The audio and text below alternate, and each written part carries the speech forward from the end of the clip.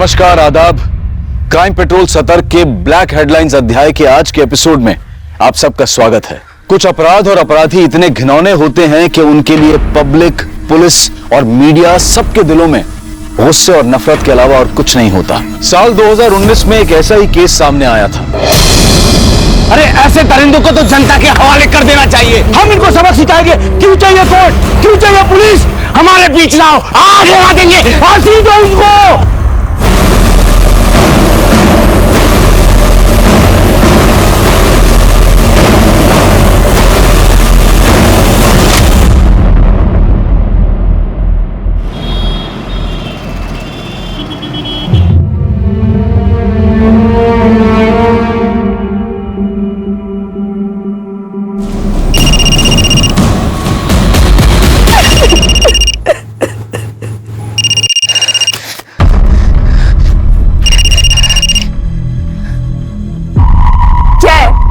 Phone कर रहा है बार बार मुझे? क्या चाहिए तुझे मुझसे? मुझ पे बचा ही किया है।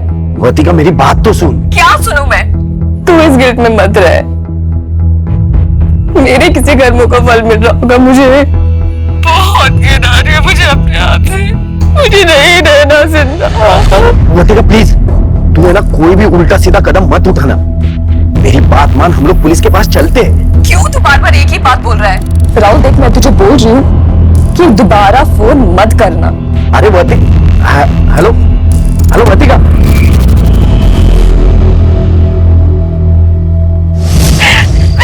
अरे वर्तिका क्या कर रही हो? कोई देख लेगा। अच्छा, बाबू को बहुत डर लग रहा है ना? डरता वरता नहीं है तेरा बाबू किसी से। रिस्पेक्ट करता हूँ अपने रिश्ते की, प्राइवेसी की। ये लेक्चर देने के लिए मुझे यहाँ बुलाया ना? जा, मैं बात नहीं करती। सुनना वर्तिका, सुनो तो। क्या है? चल शादी कर लेते, फिर तू हमेशा मेरे साथ रहेगी, ठीक है? राहुल सोच ना, अगर हम आगे चल के हम साथ में रहेंगे ना तो ये चुप चुप के मिलने का फन कहाँ से आएगा? अच्छा, तो मेरे बाबू को फोन चाहिए और नहीं तो शादी के पहले? या तो अभी मैं फोन दिलाता हूँ। चलो गरीबी।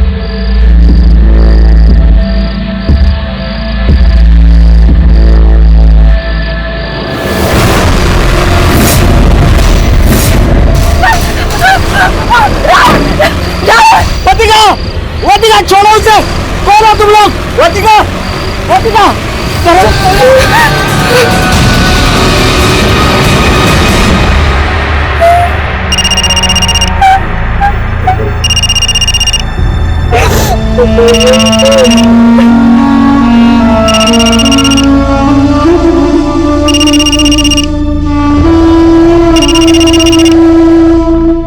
अरे सुधा, जल्दी आओ। ये लो गरम गरम पूरन पोली। हाँ, वाह वाह, थैंक यू। पूरा इधर लो। हाँ, ये सारी तुम।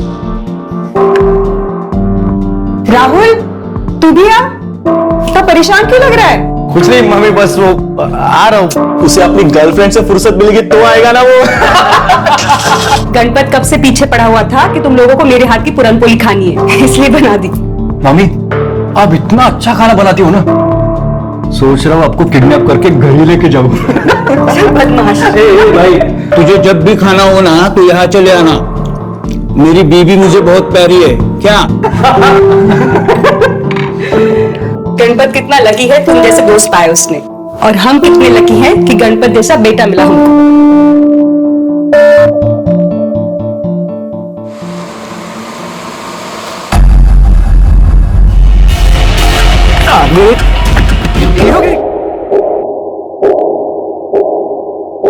आई बघ ना, दादा का फोन नॉट रीचेबल आ रहा है। तू फिर से ट्राय कर। पता नहीं कहाँ रह गया ये। मैं तो तंग आ गई इससे। देवालाच माहिती काय काय करत असतो हा। लग रहा है क्या फोन? नहीं लग रहा। कहा था तू? हे काय? तू फिर से मारपीट करके आया? यार यार, अभी तू फिर से शुरू मत कर। फिर से शुरू मत कर मतलब? हाँ, तू रोज का मारपीट करके आता है। तुझे अपनी बहन और आई की थोड़ी भी फिक्र नहीं है। और कल तूने उस सुखी को मारा, क्यों करता है तू ऐसा? मेरा बस चलता ना तो मैं उसकी जान ले लेता।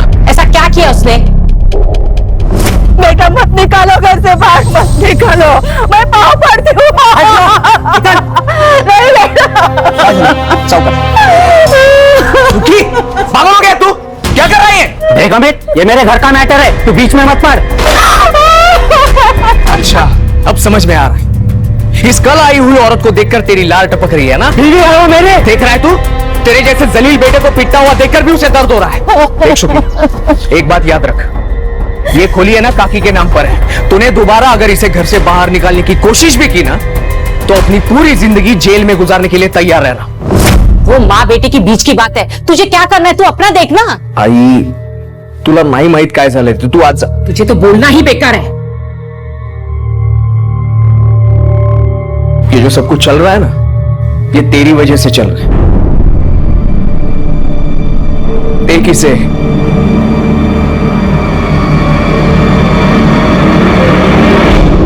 ये केस एक गैंग रेप का नहीं था, बल्कि ये केस सीरियल गैंग रेप्स का था।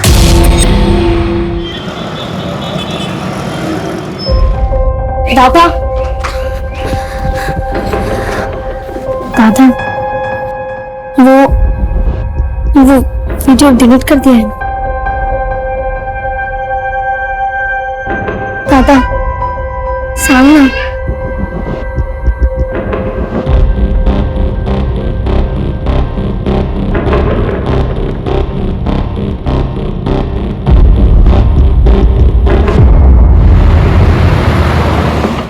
अच्छा सुधा, चल मैं निकलता हूँ। अरे रुक रुको, फाइल रह गई। हाँ मामा, हाँ। अब टिफिन लेकर क्यों नहीं जाते? रोज लंच के लिए इतनी दूर आते हो। अरे इसी बहाने तेरी मामी से मिल भी लेता हूँ। रोमांस है? तू भी ना। अच्छा चलो जाओ। अरे हाँ हाँ, चलता हूँ चलता हूँ।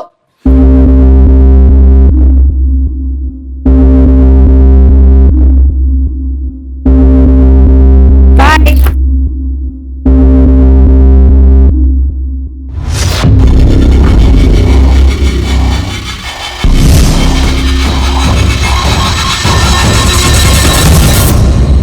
मामी रहने दीजिए, मैं धो लूंगा मेरे कपड़े। क्यों? मामी हूँ तेरी, माँ नहीं हूँ इसलिए फॉर्मेलिटी कर रहा है? मामी मैं तो बस ऐसे ही बोल रहा था। तेरे काम करना मुझे अच्छा लगता है, और फिर हमारा कोई बच्चा तो है नहीं, जो भी है तू ही है।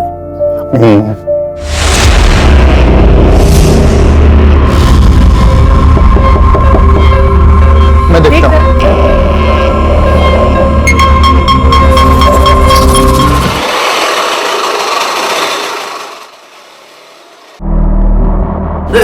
आप लोग यहाँ? अमित पता नहीं कहाँ चला गया है, तो फोन पर नहीं उस लेते। मुझे बहुत डर लग रहा है, आप कुछ कीजिए ना। नहीं परेशान मत हो। काका, बड़े साहब से बात करा दीजिए ना। पता नहीं अमित कहाँ चला गया। दादा ऐसे बिना बताए कभी कहीं नहीं जाते। 2 दिन से उनका फोन भी नहीं लग रहा है। कहाँ गया होगा? आई भी निकतो ग। दादा 2 मिनट। अरे अमित, कहाँ जा रहा है तुम? अगर दुकान से आते हो। रुक, मैं चाय लाती हूँ तेरे लिए। नहीं मॉम, मुझे चाय नहीं चाहिए, मुझे लेट हो रहा है। अरे अभी बाजारात पण बघितलं, वो दुकान पे गया ही नहीं, दुकान बंद पड़ी थी। किस चीज की दुकान है? पान पट्टी की दुकान है साहब। कुछ बात हुई थी उसके साथ? गुस्सा होकर तो नहीं गया घर से बाहर? सर वैसे तो कोई बात नहीं हुई थी। किसी के साथ लड़ाई? लड़ाई तो ना जाने कितने लोगों के साथ करता रहता है। हीरोगिरी का, तेरी हीरोगिरी निकालता मैं साला। क्या कर रहा तू? वो सुखी को मारा। मत मारो, सुखी को मत मारना। और वो सुजाता का पति उससे मारपीट कर रहा था, उससे भी लड़ाई की उसने, और कहा कि पुलिस में दे दूंगा। पति पत्नी के बीच की बात है, इसमें उसका क्या लेना देना। घरेलू हिंसा ये पति पत्नी का आपसी मामला नहीं है, वो अपराध है। अगर उसने इंटरफियर किया होगा तो अच्छी बात की। अमित के बारे में उसके दोस्तों के पास पूछताछ करो, उसका फोन भी ट्रेस करो। सर, हमने अपने मामा को क्यों नहीं बताया? अब रोइए मत, आप चलिए मेरे साथ पुलिस स्टेशन। चलिए हम पुलिस को सब कुछ बता देंगे। वो कहीं जो भी है ना, पुलिस उनको जानबूझ से भी ढूंढ निकाली। अब चलिए। ठीक है, अगर आप नहीं आ रहे हो ना, तो मैं जा रहा हूँ पुलिस स्टेशन। पुलिस के पास मत जाना। क्यों मामी? 2 कौड़ी की भी इज्जत नहीं रहेगी मेरी। उनके पास मेरी वीडियो है, वो वायरल कर देंगे। भगवान के लिए किसी से कुछ मत कहना, मेरी कसम। तेरा झगड़ा हुआ था ना अमित के साथ? वो साहब नहीं करनी। बेटा मत मारा, सुक्की को मत मारना। वो मेरे आई को मेरे खिलाफ भड़का रहा था साहब। तो तूने उसे गायब कर दिया? नहीं साहब, मैंने कुछ नहीं किया। साहब कोई मेरे घर के मामले में बोलेगा तो सर ही फोड़ेगा ना उसका साहब में। अरे पुलिस के सामने हुल देता है क्या? नहीं साहब, वो मेरा वो मतलब नहीं। वर्तिका चल जल्दी से खाना खा ले। नहीं भूख नहीं है। क्या हुआ बेटा, ऐसा मुंह लटका के क्यों बैठी है? कुछ नहीं भाई। चल देख कौन है।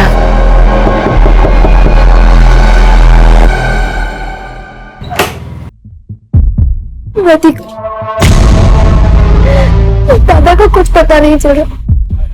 पता नहीं दादा कहाँ चले गए।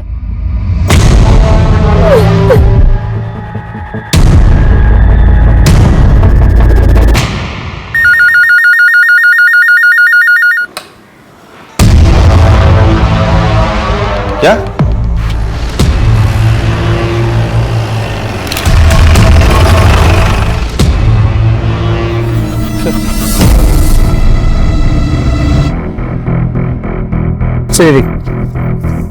ब्लड ट्रेल है, लगता है मर्डर यहाँ पे किया गया। फिर बॉडी को घसीट के वहां ले गए और जला दिया। आसपास के पुलिस स्टेशन में पूछताछ करो, कोई मिसिंग कंप्लेंट है क्या? अच्छा, आप लोगों को जरूर कोई गलतफहमी हुई। ये मेरा अमित नहीं है। डेड बॉडी के पास हमें ये 2 मोबाइल मिले। ये वाला मोबाइल तो भाई वाले मोबाइल जैसा। और दूसरा?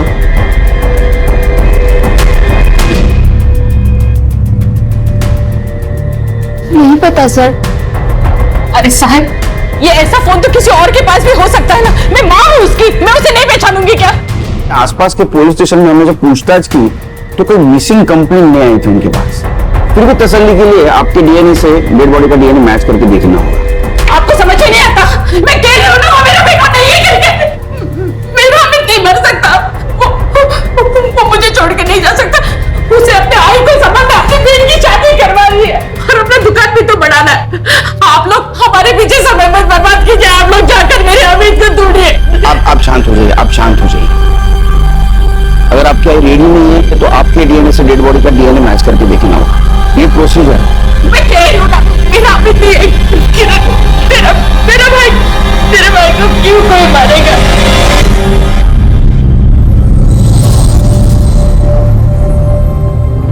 कब मिलेगी? तूने सुना नहीं है क्या? इंटरनेट फ्रेंड के ऊपर ज्यादा ट्रस्ट नहीं करते। क्यों?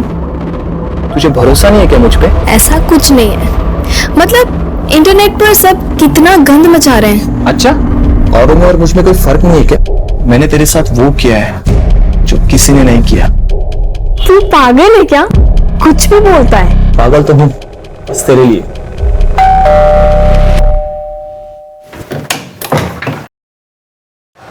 मैम आपका पिज्जा। किसने मंगवाया? नीरू जी ने मंगवाया था। मैं पैसा लेके आती हूँ। नहीं, पेमेंट हो चुका है। ठीक है।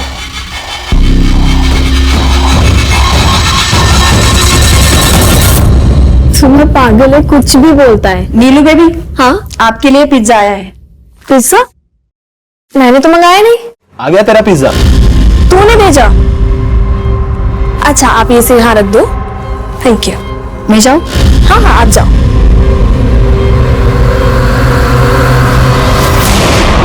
एकदम बेस्ट है। तुझे कैसे पता मुझे ये पिज्जा पसंद है? हाँ, मैं जानता हूँ तुझे पिज्जा बहुत अच्छा लगता है। एक बात तो है, तुझ में हिम्मत तो बहुत है। इतनी हिम्मत है कि पिज्जा की जगह पे वहां खुद आ सकता हूँ। तू तो रहने ही दे। सर, अमित की पोस्टमार्टम रिपोर्ट आ गई। उसकी पीठ पे चाकू जैसे किसी तेज चीज से वार किया गया था। बॉडी 75% जल चुकी थी। और सर उसकी मौत का वक्त 13 अप्रैल को दोपहर 2 से 6 के बीच का। और सर अमित के कॉल रिकॉर्ड्स, वैसे तो सभी जनरल कॉल्स, लेकिन मरने के 2 दिन पहले से वो एक नंबर पर रेगुलर बात कर रहा था। इनफैक्ट मरने से पहले आखिरी बार उसने उसी नंबर से बात की थी। किसका नंबर है? सर, इनकी बेटी वर्तिका का।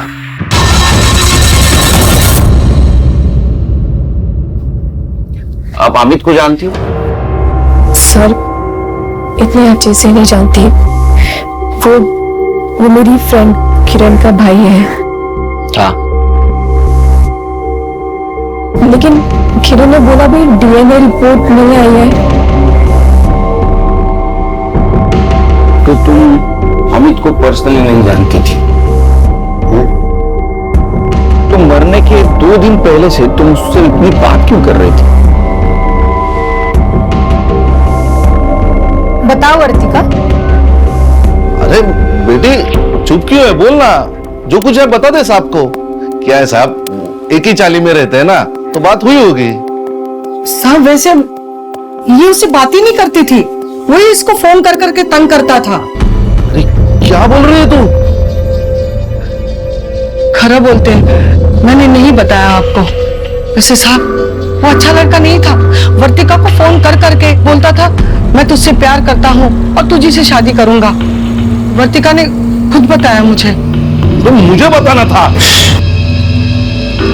मैं आपको बताने ही वाली थी, लेकिन उसका फोन आना ही बंद हो गया था, इसलिए मैं भी चुप होके बैठ गई।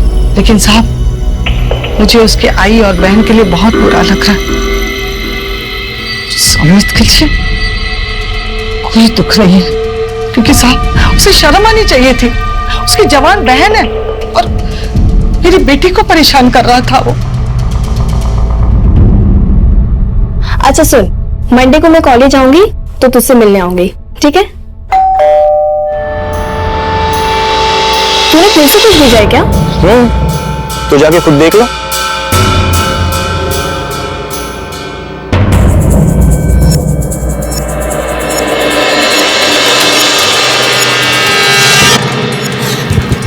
तू यहाँ क्या कर रहा है? तू पागल है क्या? सोचा पिज्जा की जगह आज खुद आ जाऊं। वो सामने मेरा घर है। तो क्या हुआ, घर में तो हम अकेले हैं ना। चल ऊपर।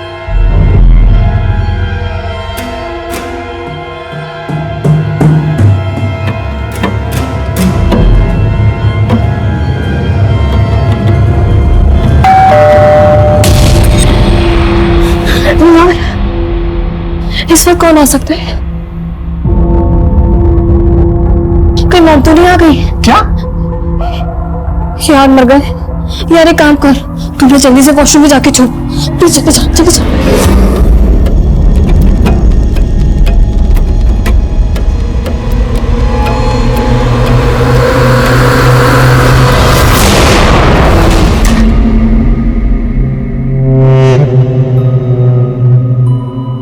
नीलू चल पुलिस स्टेशन। नहीं, उनके पास मेरे बिना कपड़ों वाले वीडियो से मेरे माँ बाप को पता चलेगा कि तू भी यहाँ तो नीलू मैं प्यार करता हूँ ना तुमसे। हाँ मैं बात कर लूंगा ना तुम्हारे माँ बाप से। क्या बात करेगा यार तू मेरे माँ बाप से? क्यों तू जबरदस्ती कर रहा है? बोला ना तुझे, मुझे कहीं नहीं जाना है। तू चले जाओ से सो, चला जा यार यहाँ से प्लीज, अकेला छोड़ दे।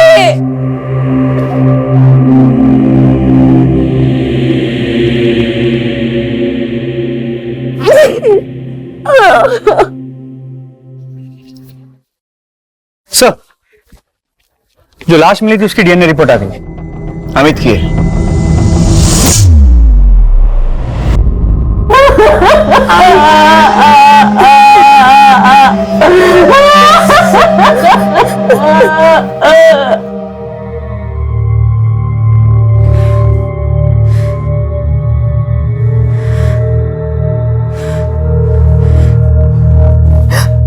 कमजोर वो नहीं होते जो जिंदगी की लड़ाई में हार जाते हैं, कमजोर वो होते हैं जो लड़ने की कोशिश ही नहीं करते, और उनकी इसी कमजोरी का फायदा उठाते हैं अपराधी। इतनी लड़कियों के साथ रेप हुआ लेकिन कोई भी अपनी तरफ से पुलिस के सामने नहीं आई। सबको यही डर था कि अगर उनके वीडियोस वायरल हो जाएंगे तो बदनामी होगी, लेकिन वो ये भूल गई कि ऐसा करके वो अपनी पहचान नहीं बल्कि उन अपराधियों को बचा रही थी और उन्हें और बेखौफ बना रही थी। लेकिन जुर्म को चाहे कोई कितना भी क्यों ना छुपाए, वो सामने आ ही जाता है। अमित के केस की तहकीकात में पुलिस के हाथ कुछ बड़े खुलासे लगने वाले थे। सर, अमित के पास से जो 2 फोन मिले थे उनमें से एक फोन तो अमित का था, तो वो फोन क्लीन है, लेकिन वो दूसरा फोन अमित का है या नहीं ये नहीं कह सकते। सर इसका IMEI नंबर भी नकली है और जो सिम लिया गया था वो भी फेक नेम से था। इस मोबाइल से कुछ डाटा मिला है, बहुत इंपॉर्टेंट है सर। सर विठल केस की रिपोर्ट आई है। बाद में बोला था। सर ये जो दूसरा फोन था वो पासवर्ड प्रोटेक्टेड था, तो उसका पासवर्ड था TRAP। TRAP। ऐसा पासवर्ड कोई क्यों रखेगा? सर इन वीडियोस को देखिए, आप समझ जाएंगे। ये बंद कर, बंद कर। नहीं सर, सर ये सिर्फ एक वीडियो नहीं है, ऐसे 12 लड़कियों की वीडियोस हैं। वर्तिका, और ये देखिए, अरे ये तो अमित की बहन किरण है ना? जी सर। तुम्हें मॉलेस्ट किया गया था, ये बात तुमने हमसे क्यों छुपाई? सर ऐसा कुछ नहीं हुआ। ऐसा हुआ था, सबूत है हमारे पास।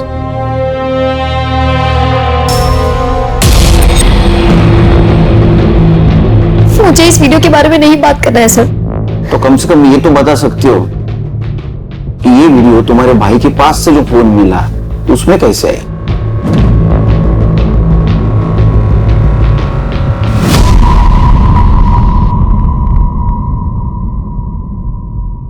हेलो,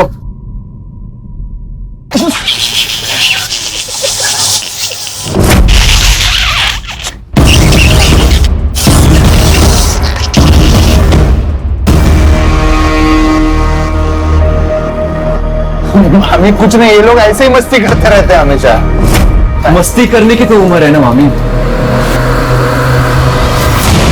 अरे किरण तो कुछ बोलने को तैयार ही नहीं। अगर किरण नहीं बोल रही तो वर्तिका से बात करनी होगी। वर्तिका, साहब आ रहे तुझसे मिलने।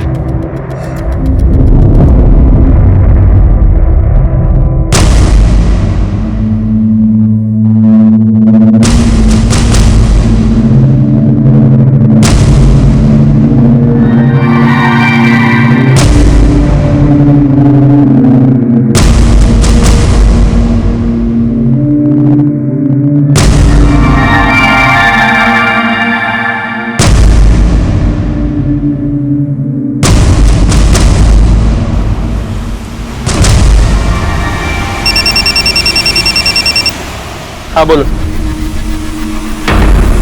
ठीक है सर, गायतोंडे की बेटी वर्तिका ने सोशल मीडिया पे सुसाइड की पोस्ट डाली। क्या?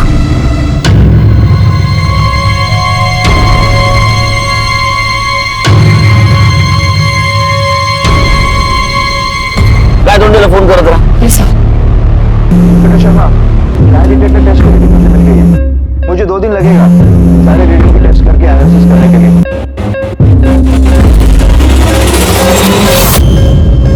लगा? सर गेट नहीं है।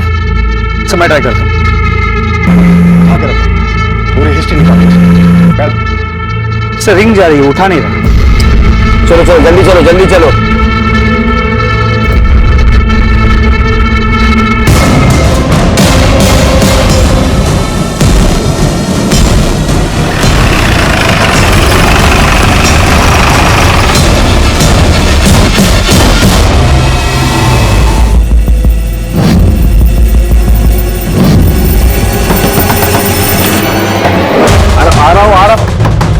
वर्तिका कहाँ है? क्या हुआ साहब? वर्तिका कहाँ है? घर में उसका कमरा कहाँ है? हाँ कमरा वहां पे है, लेकिन हुआ क्या साहब? साहब बोलो तो ना, साहब बोलो ना।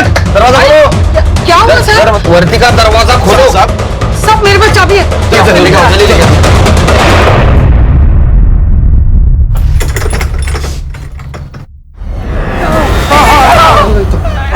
बेटा क्या कर रही थी? वर्तिका, तुम एक पुलिस वाले की बेटी हो, फिर भी इतनी कमजोर। तुमने सुसाइड करने की क्यों कोशिश की?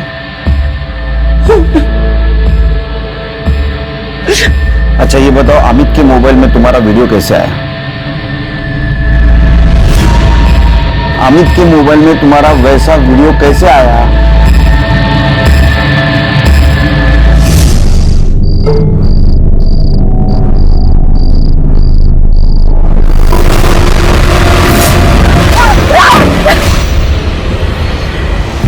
मैं नहीं बोल सकती तुझसे। देख वर्तिका, मिलना तो तुझे पड़ेगा ही, क्योंकि तेरी एक चीज इस मोबाइल में है। अमित ने मेरा रेप किया था।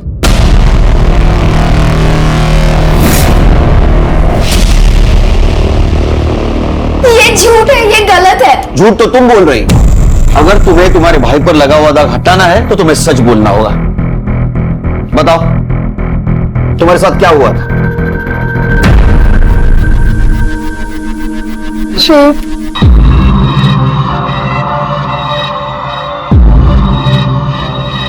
लो लो, मैंने दादा को सब कुछ सच बता दिया था। दादा को तो कुणाल पहले से ही पसंद नहीं था। दादा और कुणाल के बीच में लड़ाई भी हो गई थी। मोबाइल निकाल, मोबाइल निकाल, निकल दो, निकल दो, मोबाइल दे। और दादा फिर उसका मोबाइल लेकर आए थे। उन्होंने उसमें मुझे मेरी वीडियो भी दिखाई। सर, उसमें वृतिका का भी वीडियो था। वृतिका राहुल की गर्लफ्रेंड है और कुणाल और राहुल बेस्ट फ्रेंड है। दादा बार बार कह रहे थे कि ऐसे कैसे हो सकता है, दोनों की गर्लफ्रेंड्स और दोनों के साथ एक ही जैसा रेप हुआ हो। दादा बार बार कह रहे थे कि पुलिस कंप्लेंट करो। ये पहले क्यों नहीं बताई तुमने बात? सर, वो लोग मुझे ब्लैकमेल कर रहे थे और कह रहे थे कि वो वीडियो वायरल कर देंगे। कितने लोग थे? 3 लोग थे। मैं वहां राहुल के साथ गई थी और तुमने हमसे झूठ क्यों बोला? क्योंकि अमित बार बार कह रहा था कि राहुल उन लड़कों के साथ मिला हुआ है। अब भी तेरे पास उसका फोन है ना, प्लीज वीडियो डिलीट कर दे। कम से कम अब तो चैन से जी पाऊंगी मैं। वर्तिका, अरे हम इसे डिलीट नहीं कर सकते, यही तो सबूत है। अभी इसी वक्त तू मेरे साथ पुलिस स्टेशन चल और पुलिस को सब कुछ बता दे। चल। तू पागल हो गया है? तुझे पता है ना मेरे पापा पुलिस में, सब लोग हंसेंगे पापा पर, मुझ पर।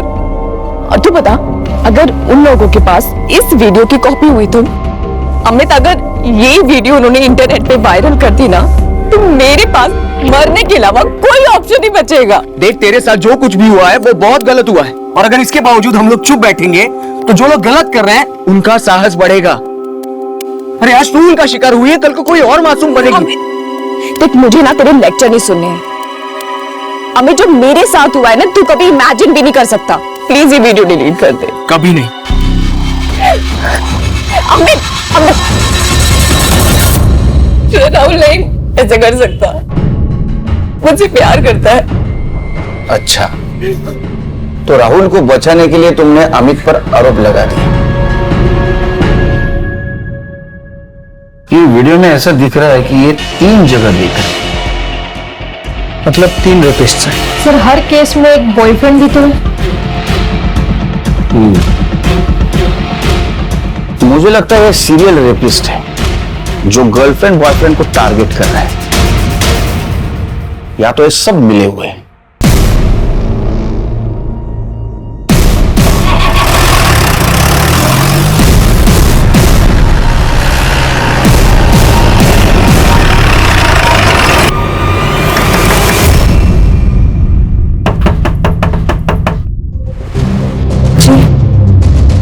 राहुल कहाँ है? ऊपर गणपत के रूम में। बात क्या है? चलो गाइस, देखते हैं इस बार कौन शिकार फंसेगा।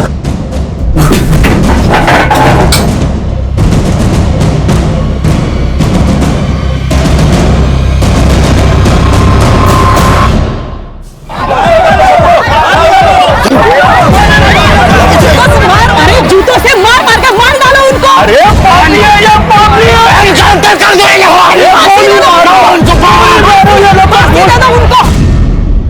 चला, कोणी कोणी काय काय कसं कसं केलं सांगा।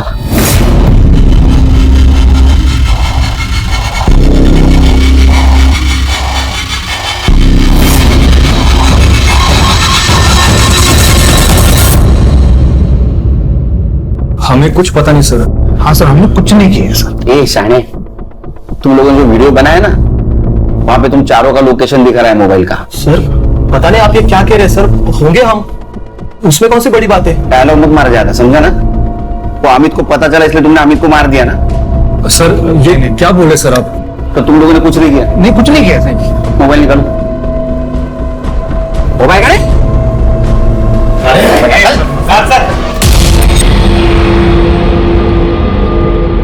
सर गैलरी लॉक्ड है। पासवर्ड? सर आप ऐसा नहीं कर सकते सर, आप बिना सबूत के हमारे मोबाइल चेक नहीं कर सकते। हाँ सर। अगर सबूत मिला ना मुझे तो पहले इतना धोऊंगा ना तेरे को। PRAP टाइप करा।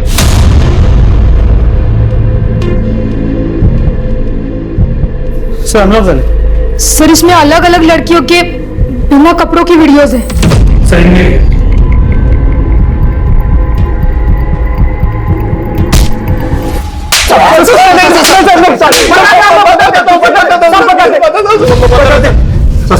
अरे बोल ना।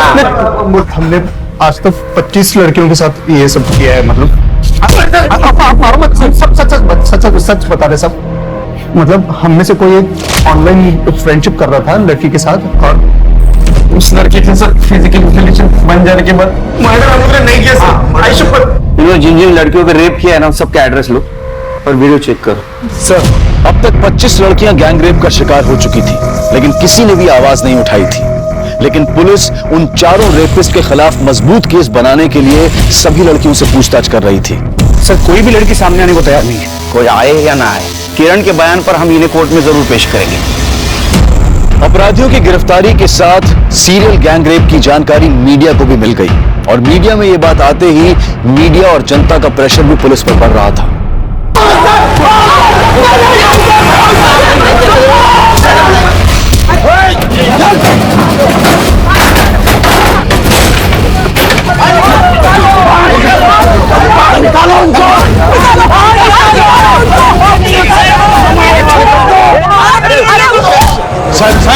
साहब बाहर बहुत हंगामा हो रहा है। तो मेरा दिल तो कर रहा है इन कमीनों को सच में भीड़ के हवाले कर। नहीं सुनीता, पुलिस का काम है कानून की हिफाजत कर, कानून को हाथ में लेना नहीं। लेकिन सर इन्हें कोर्ट कैसे लेकर जाएंगे? कुछ भी हो 24 घंटे के अंदर इनको कोर्ट में पेश करने पड़े। अरे ऐसे दरिंदों को तो जनता के हवाले कर देना चाहिए। हम इनको सबक सिखाएंगे। क्यों चाहिए कोर्ट, क्यों चाहिए पुलिस? हमारे बीच लाओ, आज लगा देंगे, फांसी दो उनको।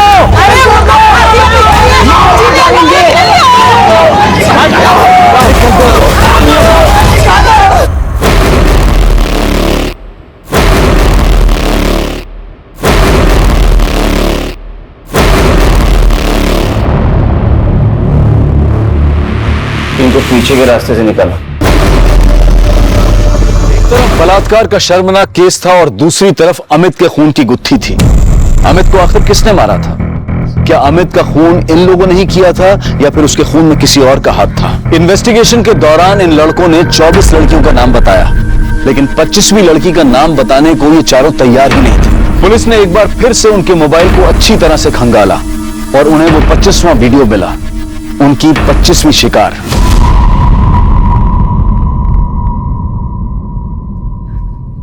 हाँ, मेरा रेप हुआ था। लेकिन मुझे कभी नहीं लगा था कि उन लड़कों में गणपत भी शामिल होगा।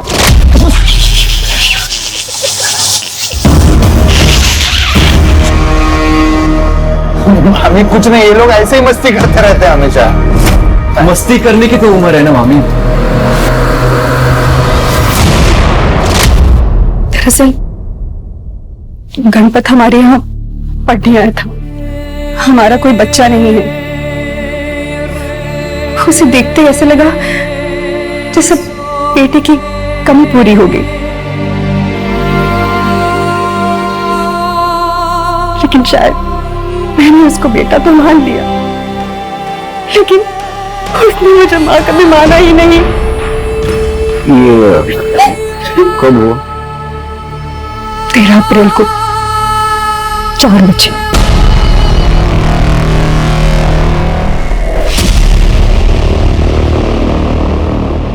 तेरह तारीख को शाम 4 बजे अगर मामी का रेप हुआ था तो इसका मतलब इन्होंने अमित को नहीं मारा, क्योंकि अमित का मर्डर भी इसी दिन इसी वक्त हुआ था। उसकी लाश शहर के बाहर मिली थी।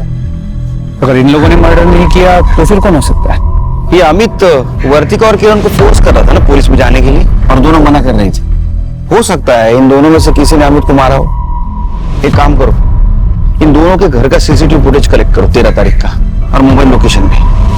सर, सुमन के साथ बात करके पुलिस को ना सिर्फ उसके साथ हुई हैवानियत के बारे में पता चला, बल्कि अमित के खूनी के बारे में भी क्लू मिला। सर, दोनों घर के बाहर की सीसीटीवी फुटेज आ गई। लगाओ।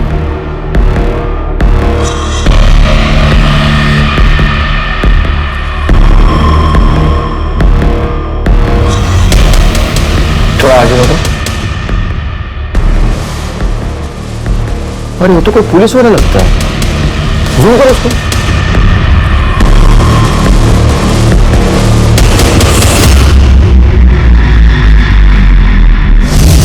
सर कैसी बातें कर रहे हैं आप? एक तो उस घटिया इंसान ने मेरे लड़की की जिंदगी बर्बाद कर दी, और आपको लगता है कि हमने मारा अमित को? झूठ बोल रहा हूं मैं। दाखवा जाना।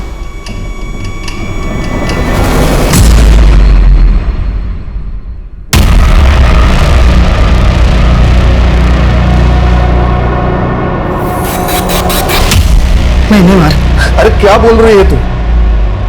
मैंने मार दिया उसे। क्या करते साहब, वो मेरी बेटी के पीछे पड़ा हुआ था, मेरे घर तक पहुंच गया था।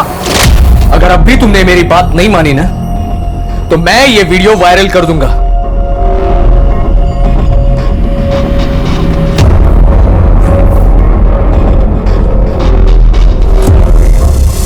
क्या बोल रहा था हर्तिका? क्या बोल के गया वो? उसके पास भी वीडियो है। कैसी वीडियो?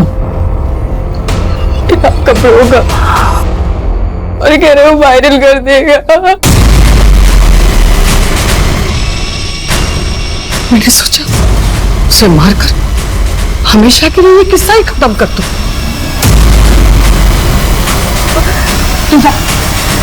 जाता कि मैंने उसे वर्तिका के फोन से फोन किया और शहर के बाहर सुनसान जगह बुलाया।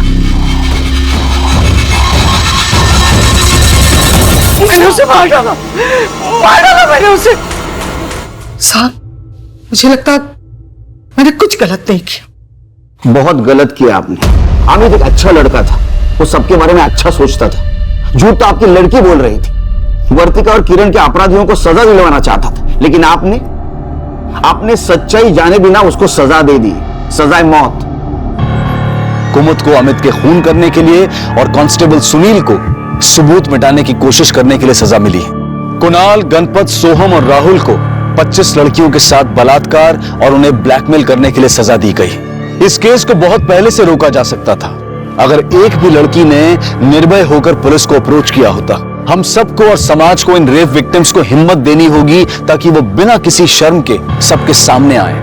हमें उन्हें यह विश्वास दिलाना होगा कि इसमें उनकी कोई गलती नहीं है, बल्कि उन दरिंदों का पर्दाफाश करने के लिए उन्हें सबके सामने आने की जरूरत है।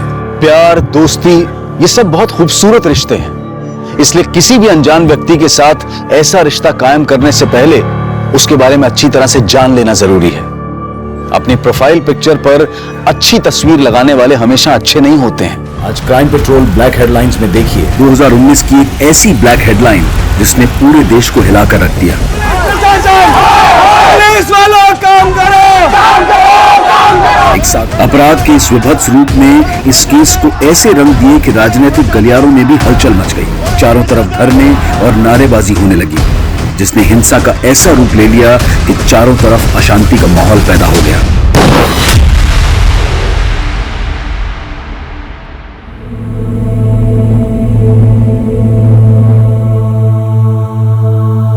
माँ, अरे ये सब हटाओ, देखो मैं तुम्हारे लिए क्या लेकर आया।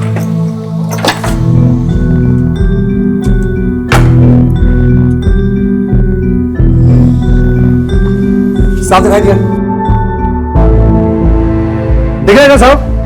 साफ दिखाई दिया? एकदम साफ दिख रहा है। माँ, एक्टिंग बारी सुंदर ही लगती हो, क्या हीरोइन लग रही है माँ। पर ये तो महंगा दिख रहा है, इतना महंगा चश्मा क्यों लाया तू? माँ, तुम्हें सारी जिंदगी तो पाई पाई बचा के काट ली, अब बाकी बची हुई जिंदगी तुम अच्छी तरह से काटो, हमारे अच्छे दिन आने वाले हैं। माँ, मेरी शहर में स्कूल में नौकरी लग गई है। नौकरी?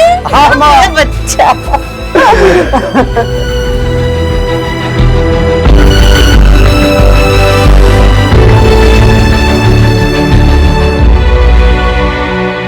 अरे माँ, मैं यहाँ खुश हूँ, तुम्हें इतनी चिंता क्यों करती है? तू इतना दूर रहता है, चिंता तो होती है ना। काश तू इस बार काली पूजा में गांव आ पाता तो। अरे माँ, भाईना कैसे आते? भाभी इतना लंबा सफर थोड़ी ना कर सकती है इस वक्त। हाँ मेरी माँ, जानती हूँ। और तपन बहू कहाँ है? और पुतुल भी दिखाई नहीं दे रहा है। अरे माँ, पुतुल तो पूजा करने के साथ ही बाहर चला गया है। आपको तो पता है, उसको रोकना बड़ा मुश्किल काम है।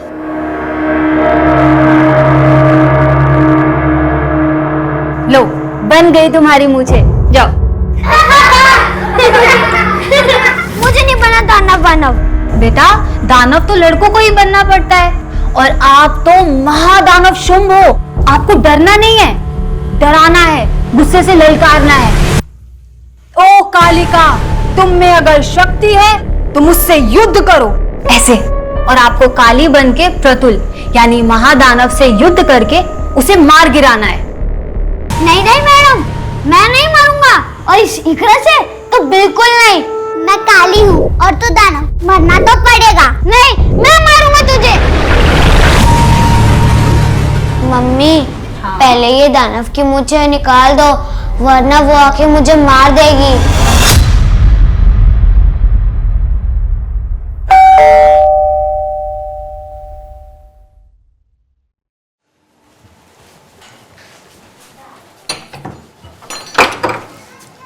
फिर से पागल है। नमस्कार, आदाब।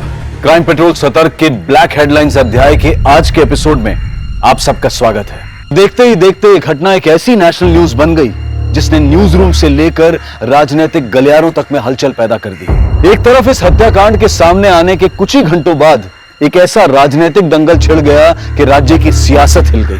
पुलिस प्रशासन, पुलिस प्रशासन, तपन के हत्यारों को गिरफ्तार करो, गिरफ्तार करो। पुलिस प्रशासन, पुलिस प्रशासन, पुलिस प्रशासन, पुलिस प्रशासन। शांत हो जाइए, हमें अंदर जाने दीजिए प्लीज। हम नहीं हटेंगे, हम नहीं हटेंगे।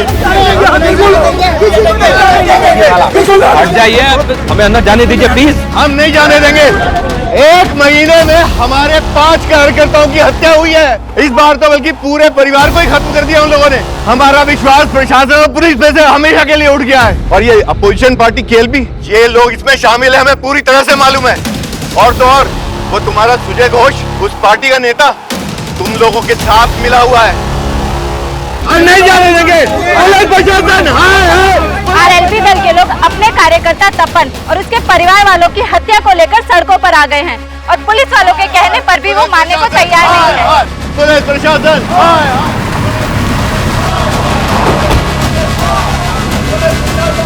जैन सर, इनको कंट्रोल करना बहुत मुश्किल हो रहा है सर। क्राइम सीन पे भी नहीं जाने दे रहे।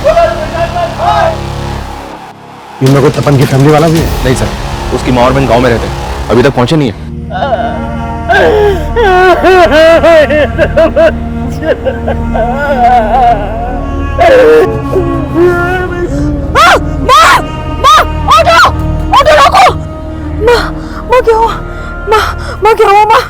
पुलिस प्रशासन, पुलिस प्रशासन, पुलिस प्रशासन। देखिए, शांत हो जाइए, पुलिस प्रशासन, शांत हो जाइए प्लीज। देखिए, इस वक्त मैं एक पुलिस ऑफिसर के नाते नहीं बल्कि एक इंसान होने के नाते आप लोगों से बोल रहा हूँ। जिन लोगों के लिए आप इंसाफ की मांग कर रहे हैं, घंटों से उनके मृत शरीर अंदर पड़े हैं। कम से कम उनकी बॉडीज तो हमें ले जाने दीजिए। और एक बार जरा ठंडे दिमाग से सोचिए, अगर हम लोग इन्वेस्टिगेट नहीं करेंगे तो उन्हें न्याय कैसे दिलवा पाएंगे, इंसाफ कैसे दिलवा पाएंगे?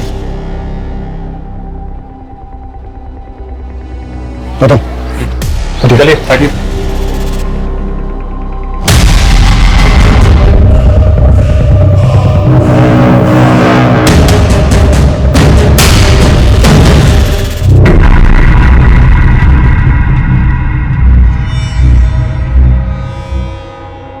Wow, it's killing.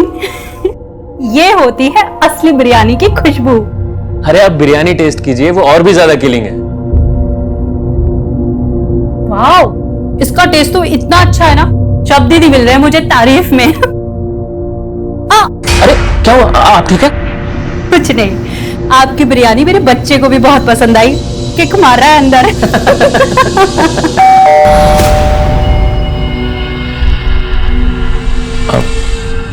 मैं देखता हूँ। हाँ।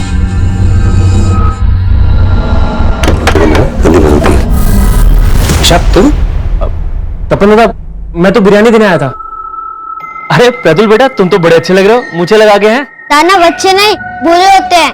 आप तो मुझे बुरा ही बोलोगे। इकरा के पापा जो हो। प्रतुल, अंकल से ऐसे बात नहीं करते ना। प्रतुल, प्रतुल। अच्छा मैं चलता हूँ। तपन दादा, आप और प्रतुल भी बिरयानी टेस्ट कीजिएगा। हाँ, खुदा हाफिज। खुदा हाफिज।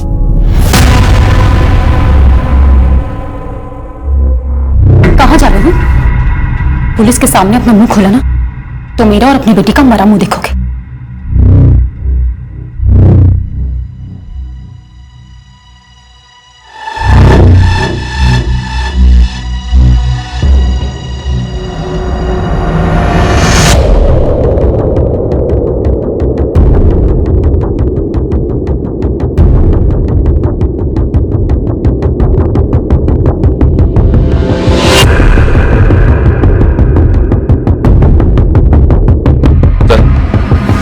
फोर्स एंट्री के साइन नहीं मिले सर। 3 मर्डर्स हैं। किलर शायद 1 से ज्यादा होंगे और मेन दरवाजे से ही घर के अंदर आए होंगे।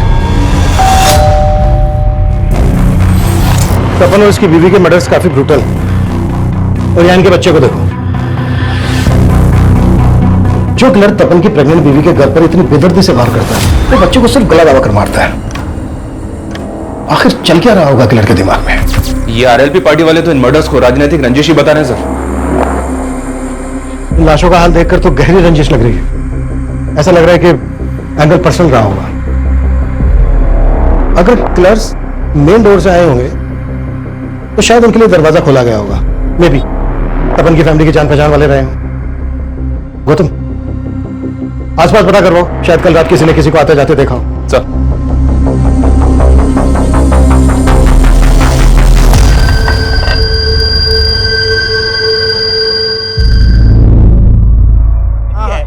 क्या शोर मचा रहे हो? क्या प्रॉब्लम है? साहब मेरे दीदी जीजाजी है साहब। गाओ। तुम तपन के साले? हाँ साहब, सुबह टीवी में ये सब देखा। आप महीनों से मिला नहीं हूँ। कल बस दीदी से बात हुई थी। हाँ दीदी, काली पूजा की बहुत बहुत बधाई आपको। अरे पोल्टू, तुमको भी बधाई हो। तुम खुश तो हो? अरे मैं तो डबल खुश हूँ। दूसरी बार मामा बनने वाला हूँ ना। दीदी, जीजाजी कहाँ है? अरे वो घर पे नहीं है, तू उनके नंबर पे कॉल कर ले। फिर मैंने जीजाजी को फोन किया, लेकिन उन्होंने उठाया नहीं। कल कब की बात है? फिर शाम को 7 बजे होंगे। तपन की माँ और बहन कहाँ है? वो आए हुए थे साहब, लेकिन जीजाजी की माँ रास्ते में बेहोश हो गई।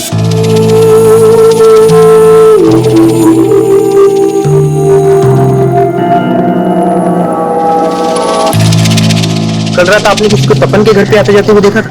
हमने नहीं देखा साहब। सर, इनका कोई भी पड़ोसी खुल के सामने नहीं आ रहा। समझ में नहीं आ रहा कि कोई कुछ जानता भी या नहीं। ये इस पॉलिटिकल हंगामे का असर है।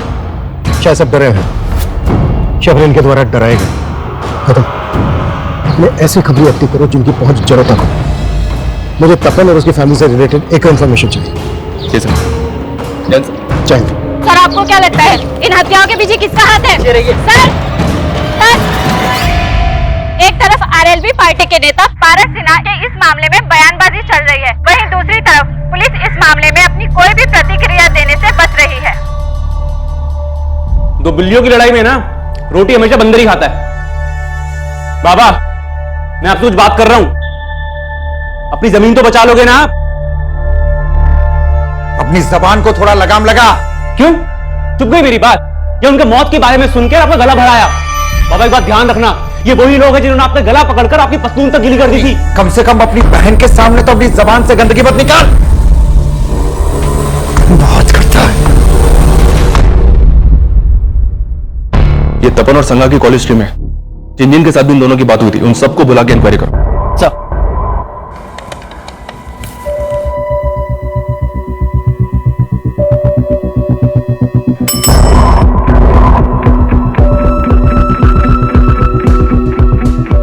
तपन को क्यों कॉल किया था? सर, तपन दादा को मैं जानता हूँ और उस दिन मैंने सिर्फ काली पूजा की बधाई देने के लिए उनको फोन किया था। उस दिन तपन जी और मैंने एक दूसरे को काली पूजा की बधाई दिए थे। हो सकता है काली पूजा का बहाना लेकर कोई सच छुपा रहा हो। हम किसी को हल्के में नहीं ले सकते। तपन और संगा के कॉलिकोस में जितने लोग भी हैं उनको इन्वेस्टिगेट करो। तुमने बताया कि कत्ल वाले दिन तपन की माँ की भी तपन से बातें हुई थी। जी सर, लेकिन तपन की माँ और बहन से हमारी बातचीत नहीं हो पाई है। हालांकि तपन की माँ को हॉस्पिटल से छुट्टी मिल गई है, पर वो लोग अभी काफी सदमे में हैं सर। लेकिन हमारा उनसे बात करना भी बहुत जरूरी है, हो सकता है हमें उनसे कोई हिंट मिल जाए। तपन एक स्कूल में क्लर्क था, तो आरएलबी पार्टी से कैसे जुड़ा? डिटेल्स निकलवा रहा हूँ सर, अपने खबरी काम पे लगे हुए हैं। एक तरफ तपन के परिवार की हत्या को लेकर सियासी तू-तू मैं बढ़ रही थी, और वहीं दूसरी तरफ पुलिस को लग रहा था कि तपन उस राजनीतिक दल का कार्यकर्ता ही नहीं था जिस दल के कुछ लोग इस सारे मुद्दे को इतना तूल दे रहे थे। हत्यारे को फांसी दो, फांसी दो, हत्यारे को फांसी दो, फांसी दो। हमारी पूरी हमदर्दी है उस परिवार के साथ, लेकिन आरएलबी पार्टी की यह गलत रवैया इस राज्य का माहौल खराब कर रहा है। तो क्या राजनीतिक षड्यंत्र की आड़ लेकर इन हत्याओं के असल मकसद को दबाया जा रहा था? और अगर ऐसा था तो वो असल मकसद क्या था? केस इतना बड़ा हो गया था कि तपन के परिवार को जानने वाले अड़ोसी पड़ोसी भी खुलकर गवाही नहीं दे रहे थे, लेकिन उन्हें भरोसे में लेने की कोशिश पुलिस लगातार कर रही थी, लेकिन कोई सामने नहीं आ रहा था। और पुलिस जल्द ही तपन की मां और बहन से भी मिली। सर उस दिन भाईना और भाभी से बात हुई थी। अरे माँ, मैं यहाँ खुश हूँ, तू मेरी इतनी चिंता क्यों करती है? तो इतना दूर रहता है, चिंता तो होती है ना। भाभी से बात कराइए ना।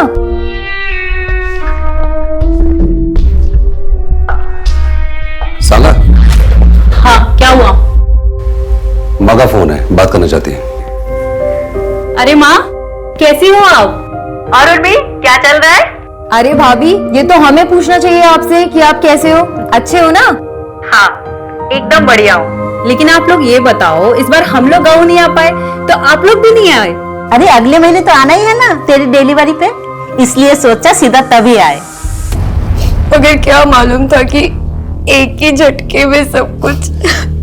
देखिए, लोगों का कहना है कि तपन और उसकी फैमिली की हत्या के पीछे पॉलिटिकल मकसद है, लेकिन क्या आप लोगों को भी ऐसा लगता है? सर भाईना ने हमें कभी बताया ही नहीं कि वो आरएलबी पार्टी के लिए भी काम कर रहे थे। 5 साल पहले तो वो इसलिए शहर गए थे क्योंकि वहाँ पे उनकी एक स्कूल में नौकरी लगी थी। माँ, मेरी शहर में स्कूल में नौकरी लग गई है। नौकरी? हाँ माँ। बच्चा। और फिर तपन भाईना भाभी और प्रतुल के साथ शहर चले गए। अच्छा, शहर में या फिर यहाँ गांव में क्या तपन की किसी से कोई ऐसी दुश्मनी थी जो उसकी मौत की वजह बन सकती है?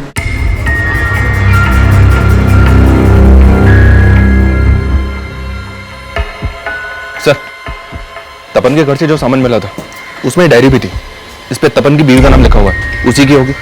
हाँ, देखी थी ये डायरी मैंने। क्या लिखा है इसमें? सर, डायरी को देखकर ऐसा लग रहा है जैसे वो इसे रोज लिखती होगी। इसमें काफी कुछ ऐसा जो किसी अफेयर की तरफ इशारा करता है। अफेयर? जी सर।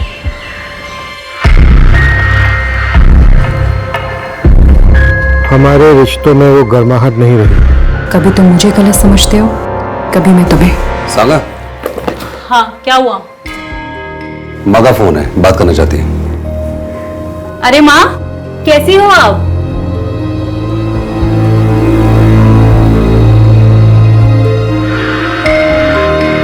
ना कभी तुम कुछ बोल पाते हो और ना कभी मैं।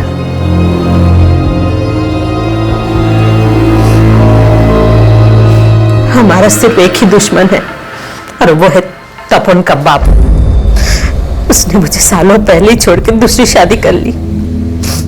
मैंने बच्चों को किसी तरह बड़ा किया, इसलिए तपन बचपन से ही अपने बाप से नाराज था। जब वो पढ़ लिख गया तो उसने अपने हक के लिए उन पे केस कर दिया और इससे उनकी दूसरी बीवी का बेटा और भी तिल मिला गया। मेरे बाप का जो भी है ना वो मेरा है। तेरा बेटा तेरे पति से नहीं मुझसे पंगे ले रहा है। समझा देना उसको कि केस वापस ले ले, वरना उसका वो हाल करूंगा कि कहीं मुंह दिखाने लायक नहीं रहेगा वो। क्या लगा रहे हैं?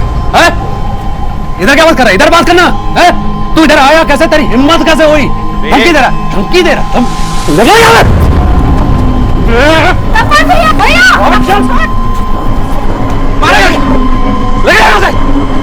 और तुम्हारा केस ना कोर्ट में जाएगा, वो फैसला करेगा तुम्हारा। तुमने मेरी माँ को जो भी परेशानी दी है ना, सबकी कीमत चुकानी पड़ेगी। लगे ना, देखूंगा तेरे को मैं।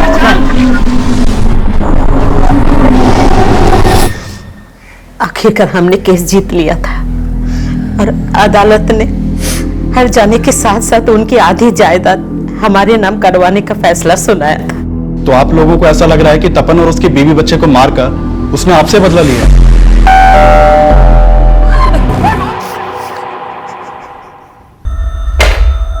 ये डायरी पढ़ने के बाद तो यही लगता है कि तपन और संध्या की जिंदगी में सब कुछ ठीक नहीं होगा, और अगर इसकी वजह अफेयर है तो किसका अफेयर? क्या उसके आने से हमारे फासले बढ़ गए या फासलों की वजह से कोई हमारे दरमियान आया? तपन और संध्या की जिंदगी में अगर कोई तीसरा था तो वो किससे ताल्लुक रखता था, तपन से या संध्या से? ये क्लियर नहीं है। उन दोनों के कॉल रिकॉर्ड से भी कोई एंट्री मिला है कि अगर उन दोनों में से किसी का अफेयर होगा तो किससे होगा? इनमें से जिसका भी अफेयर था उसका परिणाम इतना घातक कैसे हो गया कि पूरे परिवार को इतनी बेदर्दी से मार डाला गया? इस पोस्टमार्टम रिपोर्ट के मुताबिक तपन के शरीर पर 13 बार हुए, संध्या के शरीर पर 16 बार थे और उनके बेटे को सिर्फ गला दबा के मार डाला। काफी अटपटा है ये। इस केस में जो भी एंगल सामने उभर कर आए हमें उन सब पर काम करना होगा। क्या पता कब कौन सा एंगल वजह बनकर सामने आ जाए। जी सर। हाँ मानिक बोलो। सर एक नया एंगल सामने आया है और ये तपन के पिता से जुड़ा हुआ है। तपन के पिता? अरेंदु साहब, सब तो बोल रहे हैं कि उनको केएलबी पार्टी वालों ने मार दिया और आप हम पर शक कर रहे हैं। आरएलबी पार्टी वाले सही बोल रहे थे। आप लोग केएलबी पार्टी वालों को बचाने के लिए हमें फंसाओगे। चुप, बिल्कुल चुप। बहुत ज्यादा बोलता है ना तू। अभी अगर सच नहीं बोला ना तूने तो यही धुलाई होगी तेरी। साहब जब कुछ किया ही नहीं तो आपकी धुलाई के डर के मैं कोई झूठ को नहीं स्वीकारूंगा। साहब माना कि पहले भूल हो गई थी, लेकिन कोर्ट के आदेश के अनुसार मैंने अपना आधा हिस्सा दे दिया था उन्हें, पर वो तपन पूरी जमीन हड़पना चाहता था। पूरी जमीन? हाँ साहब, पूरी जमीन। जमीन बिकी नहीं थी, आधा हिस्सा उनका था। तपन ने लाखों की कीमत पर वो जमीन बटाई पर दे दी और सारा पैसा खुद हजम कर गया। 20 साल पहले छोड़ा था ना आपने, और 20 साल से अकेले के खा रहे, तो अगले 20 साल हमारे, फिर बेच के कर लेंगे हिस्सा। ऐसा मत बोल। अरे बेटी भी आनी है मुझे। तो मुझे भी अपनी बहन भी आनी है। साहब उसने पाई पाई को तरसा दिया था, पर हम कोर्ट नहीं गए, ये सोच के कि मिलजुल के रास्ता निकाल लेंगे। और जब रास्ता नहीं निकला तो खत्म कर दिया उसने? नहीं साहब, वो तो शहर में थे और जब ये कांड हुआ तो मैं और मेरा बेटा तो गांव में थे। तो किसे भेजा था उसको मारने के लिए? साहब हमने किसी को मारने के लिए सुपारी नहीं दी साहब, पर मेरे बाप ने क्या किया मुझे नहीं मालूम। साहब मैं मानता हूं कि लखन गर्म दिमाग का है, पर उसने क्या किया ये मुझे नहीं मालूम। ऐसा नहीं बोलेगा सर। अरे साहब, अपोजिशन पार्टी केएलबी, ये लोग इसमें शामिल है, हमें पूरी तरह से मालूम है।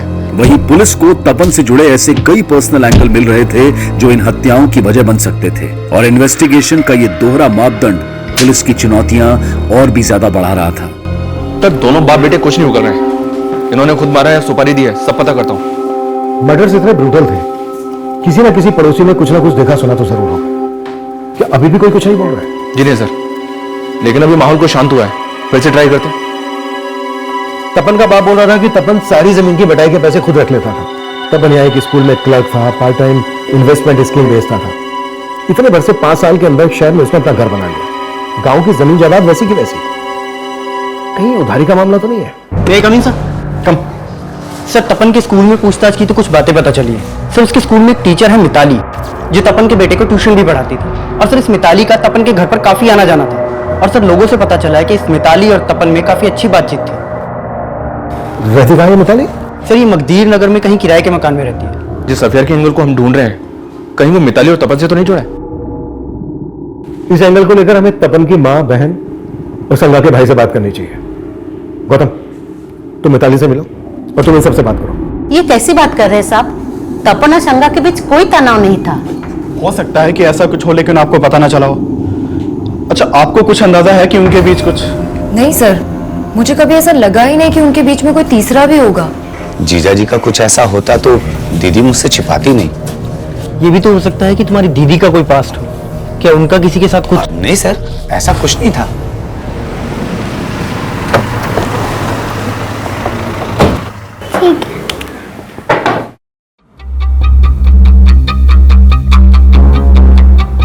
सर, काली पूजा वाले दिन ही मैंने आखिरी बार तपन जी और प्रतुल को देखा था। मैं काली हूँ और तू दानव, मरना तो पड़ेगा। नहीं, मैं मारूंगा तुझे। उठो बेटा, उठो, अब उठो। उठो। ये क्या कर रहे बेटा? मुझे घर जाना है। फिर वो प्रतुल को ले गए और अगली सुबह उन सबके मर्डर का पता चला। देखिए, हमें पता चला तपन और संगा का रिलेशन ठीक नहीं चल रहा था। आपका तो उनके घर भी आना जाना था, इसकी हिंट तो होगी आपको। नहीं सर, मुझे तो कभी ऐसा कुछ नहीं लगा। जब भी उनके घर जाना होता था दोनों खुश ही लगते थे। प्रतुल ने जब से आपकी क्लास ज्वाइन की ना, बहुत अच्छा कर रहा है। अच्छा तो करेगा ही, आपने टीचर जो ऐसी चूज की है। ठीक है, जरूरत पड़ी तो हम आपसे दोबारा बात करेंगे। सर एक मिनट।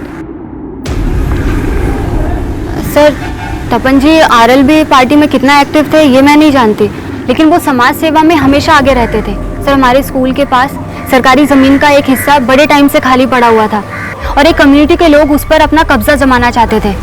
तपन जी आजकल ये लोग रोज यहाँ इकट्ठा हो जाते हैं, आखिर चक्कर क्या है? मुझे खबर मिली है कि ये लोग इलीगल तरीके से जमीन को हथियाने की कोशिश करें, जो मैं होने नहीं दूंगा। अरे बच्चों की जगह ही है।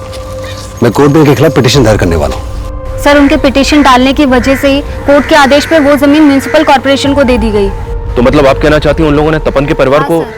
हो सकता है। उनका नेता उस्मान बड़ा ही दबंग आदमी है, हो सकता है उसको पता चल गया हो कि वो पिटीशन तपन जी ने ही फाइल की थी।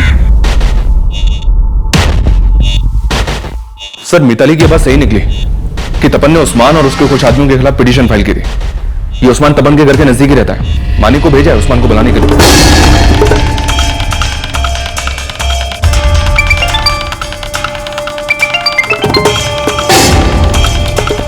हाँ मानिक।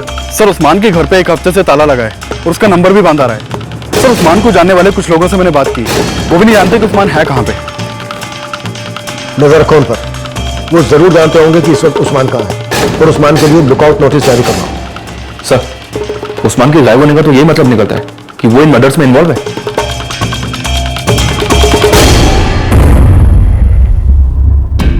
इस केस में हम अफेयर वाले एंगल को भी रूल आउट नहीं कर सकते। माना हमने मिताली ने उस्मान के बारे में बताया जरूर, लेकिन यह भी तो हो सकता है कि वो अपना राज छुपा गई हो। सांगा की ये डायरी साफ इशारा करती है कि तपन और सांगा के बीच कोई तो तीसरा था।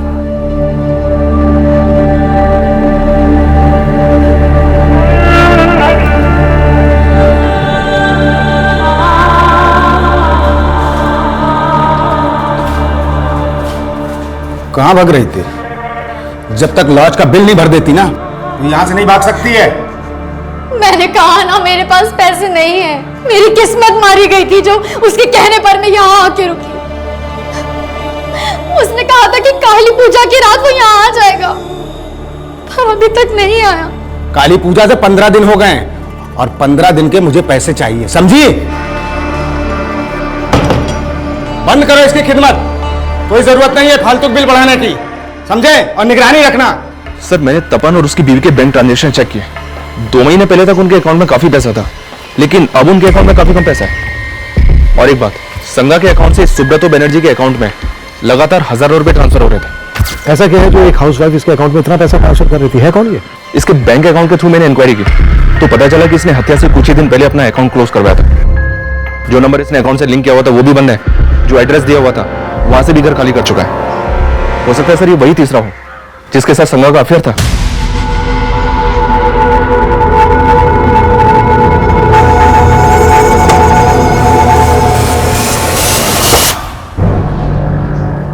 कहीं ऐसा तो नहीं है कि सुब्रतो बनर्जी संगा को किसी वजह से ब्लैकमेल कर रहा है? इस सुब्रतो बनर्जी के लिए तलाश शुरू करवा दी मैंने सर। और उस्मान, उसका कुछ पता चला? फिलहाल तो नहीं, उसकी भी तलाश जारी है। सुब्रतो और उस्मान ऐसे सस्पेक्ट बनकर सामने आए थे जो फरार थे। इसका एक राज अब तपन के पड़ोसियों से भी सामने आया। आखिरकार कुछ लोग बयान देने के लिए अब सामने आए थे। बोलिए सर। हम पहले से कहना चाहते थे, लेकिन तब माहौल ऐसा था कि हम डर रहे थे। क्या बोलना चाहते थे आप लोग? साहब काली पूजा वाली रात एक आदमी को उनके घर के बाहर देखा था। पहले वो मुझे देखकर रुक गया था, पर मैं अपनी सब्जी की थैली बाइक पर भूल गया था। बाद में मैं आया तो देखा कि वो तपन के घर की बेल बजा रहा था। कौन था वो आदमी? उसको पहले कभी देखा था यहाँ? साहब उस वक्त रात में तो बहुत अंधेरा था, कुछ दिखाई तो नहीं दिया, लेकिन हाँ साहब उसने व्हाइट कुर्ता पहना हुआ था। हाँ सर, मैंने भी देर रात में एक आदमी को तपन के घर से निकलते हुए देखा था, लेकिन उसने व्हाइट कुर्ता नहीं पहना हुआ था। क्या इनमें से कोई था? इतना ध्यान नहीं है साहब, काफी अंधेरा था। ये तपन परिवार के बारे में और क्या जानते हैं आप लोग? उनका किसी के साथ कोई झगड़ा? सर झगड़ा तो किसी के साथ भी नहीं था, लेकिन हाँ साहब, हमसे तो इशाक भाई जानते थे उनके बारे में। इशाक कौन? वो सामने वाला घर है साहब उनका, इशाक भाई। काफी आना जाना था उनके घर में, काफी क्लोज थे उनके परिवार से। मैं आपके पैर पड़ती हूँ, मुझे जाने नहीं दे सकते तो कम से कम मुझे मेरा फोन तो दे दीजिए। क्या करेगी फोन लेके? अरे जो तुझे यहाँ छोड़ गया उसका तो फोन बंद आ रहा है। मैं किसी और को फोन करके इंतजाम कर दूंगी। अभी तक इतने दिनों से बोल रही थी कि उसके अलावा तेरा कोई नहीं है, अब किसे करेगी फोन? चुपचाप यहीं बैठ।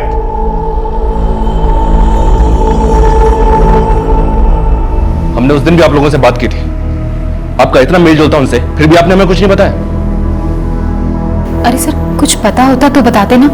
हमने कहा ना, हमने उस रात कुछ नहीं देखा। लेकिन तपन और उसकी फैमिली के बारे में तो काफी कुछ पता होगा ना? हमें पता चला है कि तपन और संगा के बीच कुछ भी ठीक नहीं चल रहा था। इसकी वजह क्या होगी? पता नहीं सर, हमने तो ऐसा कुछ नोटिस नहीं किया और हमें तो यही लग रहा था कि वो दोनों खुश ही होंगे। सर सुब्रतो के बारे में पता किया। सुब्रतो एक हिस्ट्री शीटर है और 420 के केस दर्ज है उसके नाम पे। सर सुब्रतो लोगों का पैसा पोंजी स्कीम में लगवाता था और फिर गायब हो जाता था। अलग अलग शहरों में अलग अलग नाम से कई बैंकों में अकाउंट मिला है उसका और सब काफी समय से वांटेड है। तो क्या इसने संगा के साथ भी फ्रॉड किया होगा? इस वक्त कहाँ है? ये तो नहीं पता सर, लेकिन कलिंगा पुलिस उसे काफी समय से ढूंढ रही है और उन्हें उसकी एक लीड भी मिली है। उन्हें लगता है कि वो फूलबनी में छिपा हो सकता है। उनके टच में रहो, किसी भी हाल में हमें ये सुब्रतो चाहिए। Okay sir.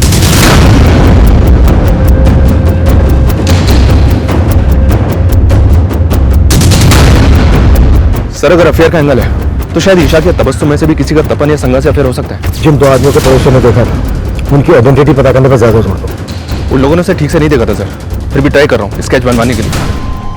तपन के घर के बाहर देखे गए अनजान आदमी का स्केच बनवाने की पुलिस ने कोशिश तो की, लेकिन जो स्केच बनकर सामने आया उसको पहचान देना नामुमकिन नजर आ रहा था। सर उस्मान के बारे में पता चला है। ये उस्मान इशाक की बीवी तबस्सुम का दूर का रिश्तेदार भी है।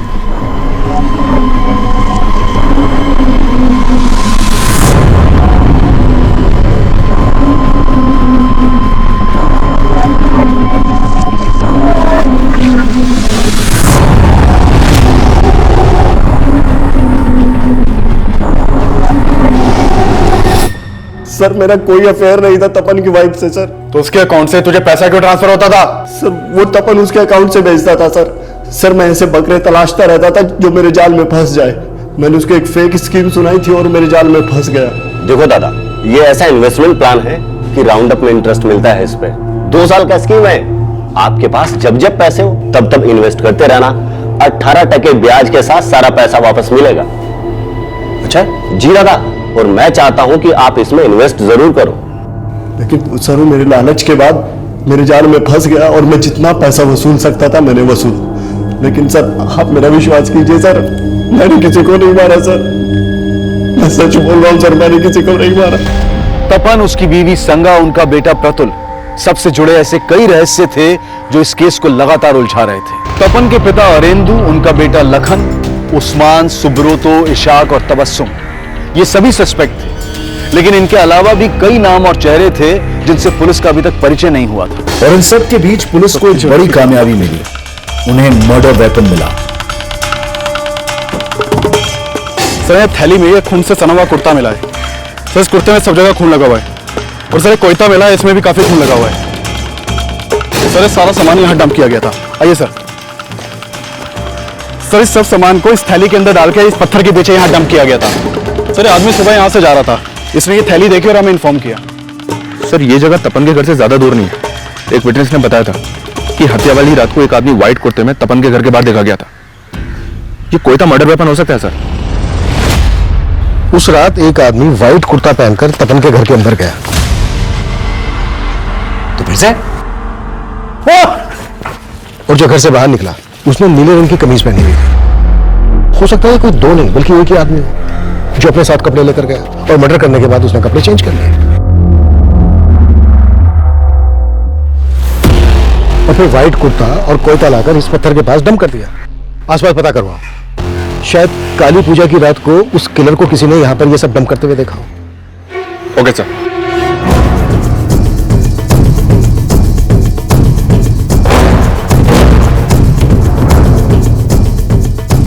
हाँ साहब, काली पूजा की रात मैंने एक आदमी को वहां देखा था। रात देर हो गई थी, मेले से वापस आ रहा था, उसी समय मेरी नजर उस पर पड़ी। साहब ऐसे घूर के मेरी तरफ बढ़ा कि मैं तो घबरा ही गया था। क्या उस आदमी ने नीले रंग की शर्ट पहनी थी? हाँ शायद। उस आदमी की तस्वीर बनवाने में क्या आप हमारी हेल्प कर सकते हैं? सुजोय जी, आरएलबी पार्टी के 5वें कार्यकर्ता की हत्या, वो भी उनके पूरे परिवार समेत। हमारी पूरी हमदर्दी है उस परिवार के साथ, लेकिन आरएलबी पार्टी की यह गलत रवैया इस राज्य का माहौल खराब कर रहा है। लेकिन उनके इल्जाम आपकी पार्टी पर नहीं, सीधे आप पर हैं। उनका आरोप एकदम मिथ्या है। हम लोगों ने ऐसा कोई गलत काम किया ही नहीं। वो लोग ऐसे तपन और उसकी फैमिली के मर्डर्स को लेकर तो ऐसी राजनीति हो रही है जैसे तपन आरएलबी पार्टी में कोई बहुत बड़ा नेता था। और सोशल मीडिया की वजह से तो इतनी अफवाह फैल गई है कि पूरा का पूरा शहर जल उठा है। सर, ये तपन स्कूल में क्लर्क होने के साथ साथ लोगों को इंश्योरेंस और इन्वेस्टमेंट स्कीम्स भी बेचा करता था। इसने आरएलबी पार्टी के कई लोगों को ऐसी स्कीम्स बेची थी, इसलिए पार्टी दफ्तर में इसका आना जाना था। लेकिन मैं जब पार्टी नेता पारस सिन्हा से मिला तो उसने बोला तपन ने हमारी पार्टी ज्वाइन की थी।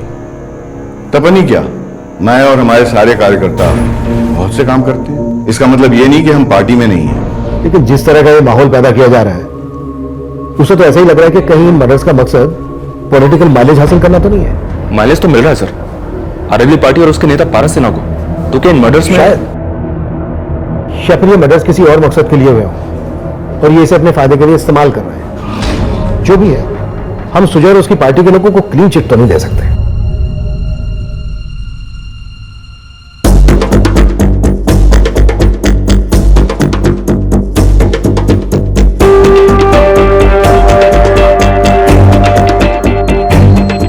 ये स्केच उन स्केचेस से अलग है जो तपन के पड़ोसी ने बनवाए थे।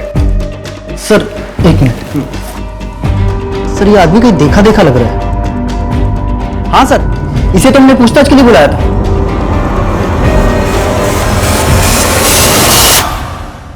इसका नंबर तपन के कॉल रिकॉर्ड्स में था। रिकॉर्ड्स क्या सर? ये देखिए सर, इसका नाम बादल है, इसका फोन नंबर और एड्रेस दोनों है हमारे पास। आप जिस नंबर को डायल कर रहे हैं वो इस समय स्विच्ड ऑफ है। फोन बंद है सर। इस बादल का एड्रेस चेक करो, देखो सही है क्या। इसके एक डिटेल चाहिए और उस्मान का पता भी जल्द से जल्द लगाओ। सब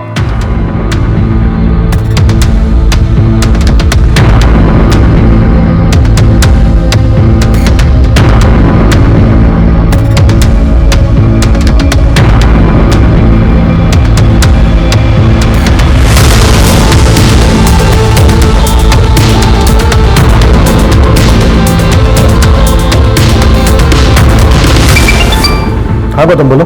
सर, बादल के घर पे भी ताला लगा हुआ है। और एक बात, आसपास इंक्वायरी की तो पता चला कि बादल पास के गांव की एक लड़की को भी भगा ले गया था। लड़की भगा ले गया था? पता करो इस लड़की का इसके इससे कोई कनेक्शन है क्या?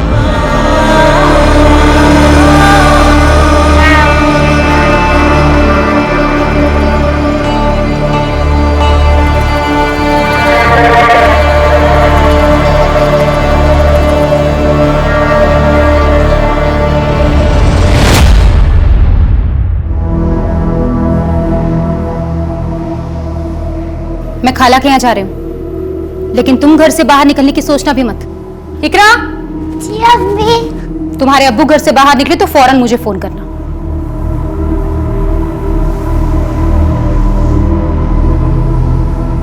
सर वो उस्मान खुद आया पुलिस स्टेशन। सर, मैं भागा नहीं था, मैं तो अपनी बेगम के साथ यूपी गया हुआ था और जैसे मुझे पता चला कि आप लोग मुझे ढूंढ रहे हैं, मैं वापस चला आया। भागा नहीं था तो फोन बंद क्यों था तेरा? सर वो तपन की वजह से वो जमीन नहीं हथिया पाया तो मरवा दिया उसको। तपन जी, आजकल ये लोग रोज यहाँ इकट्ठा हो जाते हैं, आखिर चक्कर क्या है? मुझे खबर मिली है कि ये लोग इलीगल तरीके से जमीन को हथियाने की कोशिश कर रहे हैं, जो मैं होने नहीं दूंगा। अरे बच्चों की जगह है। मैं कोर्ट में इनके खिलाफ पिटीशन दायर करने वाला हूँ। मुझे तो मालूम भी नहीं था कि तपन ने पिटीशन फाइल की थी। चलिए बोल, तबस्सुम और इशाक का इस सबसे क्या लेना देना है? तबस्सुम इशाक भाई को शक करती थी कि उसका तपन की बीबी से कोई चक्कर है। सर मैंने बादल के कॉल रिकॉर्ड्स चेक किए। ये देखिए सर, बादल के कॉल रिकॉर्ड में एक बरणी नाम की लड़की का नंबर मिला है। सर बादल और बरणी के बीच में काफी बातचीत होती थी। सर ये वही लड़की है जिसे लेकर बादल भाग गया था। सर काली पूजा वाले दिन भी इन दोनों के बीच में काफी बातचीत हुई थी। सर बादल का नंबर तो बंद आ रहा है, लेकिन बरणी का नंबर चल रहा है और हम उसकी लोकेशन ट्रेस करने की कोशिश कर रहे हैं।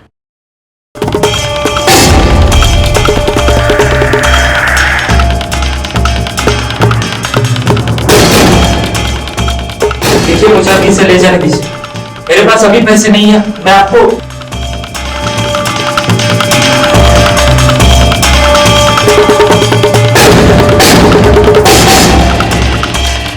क्या बादल सचमुच हत्यारा था या उसे एक मोहरा बनाकर एक बड़ी चाल चली गई थी? साहब मैं मानता हूं कि मेरी बीवी मुझ पे शक करती है, लेकिन साहब हमारा कोई अफेयर नहीं था। मैं उनको बोलता भाभी था लेकिन मानता बहन जैसी था साहब। लेकिन तबस्सुम तो तुझ पे शक करती थी, तो क्या उसने उस्मान को बोल के? नहीं साहब नहीं, तबस्सुम पे मुझे शक नहीं है, लेकिन हाँ उस्मान पे मुझे पूरा शक है साहब, क्योंकि वो जिस जमीन पर कब्जा करने वाला था ना, उसके बारे में तपन दादा को मैंने बताया था, जिसके बाद तपन दादा ने पिटीशन फाइल की थी। तो ये बात बताने के लिए तो पहले क्यों नहीं आया? हाँ साहब मैं तो बताने के लिए आने वाला था, लेकिन वो तबस्सुम ने रोक लिया साहब। अच्छा, पहले बोलता है कि तबस्सुम पे शक नहीं है, फिर बोलता है कि तबस्सुम उस्मान को फंसा रही है। कहीं ऐसा तो नहीं उनको फंसा के इस कांड को तू ही करके निकल गया? नहीं साहब ऐसा कुछ नहीं है साहब, मैं कसम खाता हूँ ऐसा कुछ नहीं है साहब। साहब मैं वरुणी से बहुत प्यार करता हूँ, उससे शादी करने के लिए पैसे बचा रहा था और कुछ पैसों से 2 इन्वेस्टमेंट प्लान लिए थे तपन से, जिसके लिए हर साल 24,000 देने पड़ते थे। पहले साल तो उन्होंने पैसे लेकर रसीद दे दी थी, लेकिन इस साल जब मैंने दूसरी 24,000 की किस्त दी तो उन्होंने रसीद नहीं दी, बोला बाद में दूंगा। तपन दादा आपने रसीद नहीं दिया था मेरा। अरे तुम मुझे क्या रास्ते में रसीद के लिए रोक रहे हो बार बार? तुम्हारे पैसे लेके मैं भाग रहा हूं क्या? जब भी रसीद मांगता हमेशा टालते। कुछ दिनों के बाद मैं फिर से उनके घर पे गया।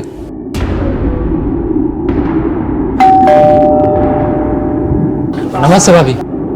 तुम फिर आ गए? वो तपन जी से मिलना था मुझे। अरे कितनी बार तुमसे बोला है यहाँ मत आया करो, बार बार मुंह उठा के चले आते हो। भाभी को परेशान कर रहा है, क्यों आया तू यहाँ पर? दादा आपने बोला था आज आप मुझे रसीद दे दोगे, दे दो ना मुझे। अरे तुझे मैंने कहा है ना कि रसीद बन जाएगी तो तुझे बुला के दे दूंगा ना। आप मुझे पैसे नहीं दे रहे, रसीद नहीं दे रहे, इसका मतलब आप मुझे धोखा दे रहे। मैं धोखा दे रहा हूँ? तो कौड़ी का आदमी नगदान मत आना यहाँ पर। साहब तपन और उसकी बीवी ने मुझे बहुत बेइज्जत किया था साहब।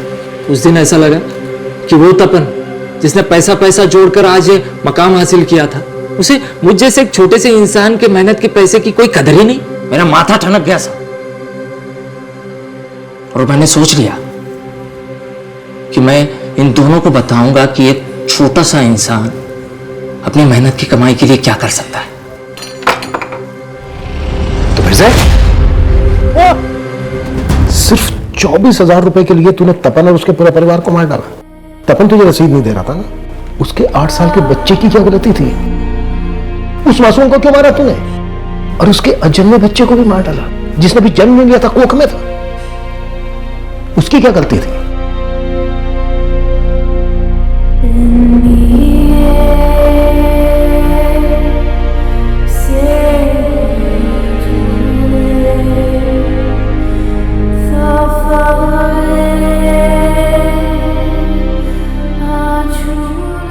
जिस सरगर्मी से इस केस की शुरुआत हुई थी, उतना ही सहमा हुआ इसका अंत था।